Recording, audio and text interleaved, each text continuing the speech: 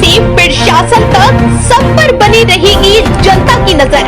बने रहिए मेरे साथ, आइए डालते हैं अर्ली मॉर्निंग न्यूज चैनल में दिन भर की ताजा खबर पर एक नजर। राष्ट्रीय जनहित संघर्ष पार्टी के राष्ट्रीय अध्यक्ष भानु प्रताप पहुंचे स्योहारा, धूमधाम से हुआ स्वागत।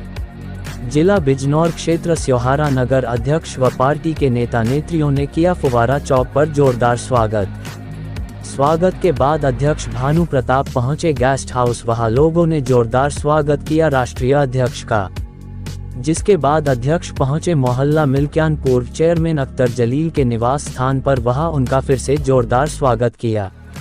अध्यक्ष भानु प्रताप के स्वागत के लिए सन्नी इमरान व उनके दर्जनों समर्थक मौजूद रहे। पूर्व चेयरमैन अख्तर जलील के निवास स्थान पर अध्यक्ष ने बीजेपी पार्टी के बारे में विस्तार से बताया। उन्होंने कहा, भारतीय जनता पार्टी ने देश को बर्बाद कर दिया। आगे लोगों से कहा, इस बार 2024 में मौका है इस सरकार को उखाड़कर फेंकने का। आगे कहा, इस बार जनता ने ऐसा नहीं किया तो आगे से चुनाव कराना ये जालिम सरकार बंद कर देंगी, जिसके बाद देश का राजा जल्लाद मोदी होगा। ऐसा सुनकर लोगों ने कहा, इस बार देश में कांग्रेस की सरकार होगी। आगामी 2024 लोकसभा चुनाव को देखते हुए उत्तर प्रदेश में भी विपक्ष पार्टियों ने तैयारी जोरों से शुरू कर दी। वहीं लोगों का कहना है, इस बार लोगों ने वर्तमान सरकार को हारने का मन बना लिया है। स्वागत में राष्ट्रीय जनहित संघर्ष पार्टी के प्रदेश सचिव जहीर आलम अंसारी, जिला मीडिया प्रभारी इमरान उस्मानी, धामपुर महिला विंग से तहसील प्रभारी रेहाना परवीन और नगर अध्यक्ष किश्वर जहां भारती सैनी, मोबिना परवीन, जुबेर हसन, नूरपुर मीडिया प्रभारी कार्यकर्ता फरहा परवीन, वरिष्ठ कार्यकर्ता बाबू जैदी व पत्रकार संजय सागर, पत्रकार अजहर सलमानी, शाहिद हुसैन, नगर उपाध्यक्ष शरीफ अहमद, सचिव मोहम्मद आकिल चौधरी, नगर उपाध्यक्ष कलीम अहमद, सचिव मास्टर शाहरुख, उपाध्यक्ष नूरपुर मोहम्मद अलीम, कोष अध्यक्ष रिजवान, सचिव कफील अहमद, उपाध्यक्ष शकील मलिक, वरिष्ठ सदस्य आदि मौजूद रहे।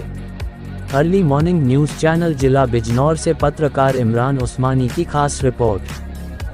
देखिए, एक पर्सनल कार्य था बिजनौर, मैं उसकी वजह से इधर आया, लेकिन वहाँ से होते हुए मैंने सोचा कि जो साथी हैं, मेरी टीम के साथी, हमारी पार्टी के साथी हैं, तो सबसे मिलता चलूँ। रास्ता ही ये है, तो इधर से होते हुए मैं सभी लोगों से मिलता हूँ। और आपको इस समय आपके साथ यहाँ स्योहारा में मैं बैठा हूँ। हमारे साथ आदरणीय जहीर आलम अंसारी साहब हैं, जो हमारे प्रदेश सचिव हैं, और बाकी सारी टीम के हमारे नगर अध्यक्ष हैं, नए साथी जुड़े हैं हमारे साथ, सब लोग साथ। सर, अभी कुछ ही दिनों के बाद लोकसभा चुनाव होने वाले हैं, 2-4 महीने के बाद। इस विषय में आप क्या बोलेंगे? देखिए, लोकसभा चुनाव के विषय में मेरा लोगों से सिर्फ इतना कहना है, ये चुनाव भारत की जनता का जिंदगी और मौत का चुनाव है। अगर इस चुनाव को ऐसे ही ले लिया, बहुत हल्के में ले लिया और समझदारी से और मजबूती के साथ पूरी ताकत लगा के इस चुनाव को पलटा नहीं गया, पलटा आप इससे समझें कि बीजेपी को अगर उखाड़ के नहीं फेंका गया तो फिर इस देश में कुछ बचेगा नहीं। इस बात को ध्यान रखिए। फिर लोगों को अगली बार वो ये सोचता हो कि विधानसभा चुनाव हो जाएगा, ना तो इस देश में फिर लोकसभा चुनाव होंगे, ना विधानसभा चुनाव होंगे, ना और कोई चुनाव है, वो कुछ नहीं होंगे। क्योंकि जो तानाशाही लगातार चल रही है, मोदी सरकार, बीजेपी सरकार जिस तरह की तानाशाही कर रही है केंद्र में और राज्यों में, वो इस बात का बिल्कुल प्रमाण है कि जिस 2025 में वो हिंदू राष्ट्र की स्थापना की बात कर रहे हैं, सारी चीजें उसी तरफ बढ़ रही हैं। और अगर ऐसा हो गया कि लोगों ने हल्के में लिया और बीजेपी जीत कर आ गई, या यूं कहें कि मोदी सरकार दोबारा से जीत कर आ गई, फिर इस देश में चुनाव नहीं होंगे, लोकतंत्र खत्म, संविधान खत्म और जनता के हक और अधिकार खत्म। इसलिए बहुत गंभीरता से इस चुनाव को लेना है। हर व्यक्ति, हर वोटर इस बात को, जो भी 18 साल का हो गया है, इस बात को निश्चित करे कि उसकी वोट वोटर लिस्ट में होनी चाहिए, उसका नाम वोटर लिस्ट में होना चाहिए। नहीं है तो नेट पर जाकर देखे, तलाश करे, है बहुत अच्छा, उसका वो ले ले, प्रिंट ले ले।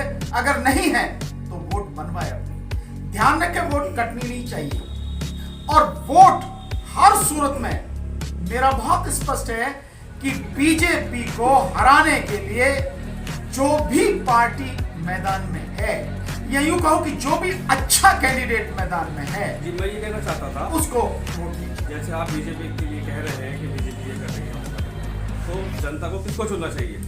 बहुत सिंपल। इस बारे में कुछ कहना चाहेंगे? मैं बिल्कुल इस बारे में कहना चाहूंगा। देखिए, बीजेपी के सामने एक 27 पार्टियों का इंडिया नाम से गठबंधन बना है, तो बहुत स्पष्ट है कि इंडिया गठबंधन का जो भी कैंडिडेट हो, आप उसको वोट दीजिए, कोई भी कैंडिडेट। और अगर इंडिया गठबंधन से कोई कैंडिडेट नहीं है, यही आपस में खड़े हैं, तो इंडिया गठबंधन में जो लोग हैं, अगर उसमें ही भिन्न भिन्न पार्टियों से भी लोग खड़े अगर हो जाते हैं, तो फिर आप तलाश कीजिए कि जो बढ़िया, सबसे बढ़िया कैंडिडेट हो, जिसका चरित्र बढ़िया हो, जो ज्ञान रखता हो, जिसको नॉलेज हो, जो व्यक्ति इंटेलिजेंट हो, जो व्यक्ति मजबूत हो, लोगों की बात उठाता हो, लोगों के जो दुख दर्द है उनमें शामिल होता हो, जो जानता हो कि उसे क्या करना है और आपके लिए संघर्ष कर सके, लड़ सके, ऐसे व्यक्ति को लेकर आए।